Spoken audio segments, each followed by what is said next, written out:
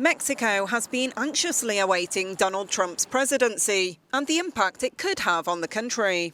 The inauguration of a man who's consistently threatened to impose dramatic changes in US-Mexico relations comes at an inopportune time for Mexicans. Drug violence is on the rise, the government is struggling to curb corruption, and gas prices have spiked. We're so vulnerable to what happens in the US that it's enough for Trump simply to say he's going to raise taxes for Mexico, then boom, there's an outflow of capital. Concern over the outlook has seen the Mexican peso plunge against the dollar. But what has Trump threatened to do? Among other things, he says he'll force Mexico to renegotiate the North American Free Trade Agreement.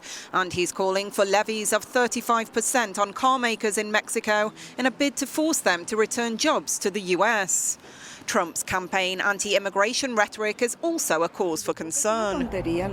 I think it's a bit foolish what Trump is saying because he's bringing down his country and a lot of others too. Because we're coming here to Arizona to shop.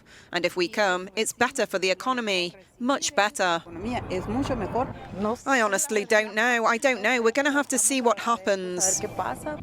One of the most talked about issues is the threat to build a border wall separating the two countries, which Trump says will be paid for by Mexico.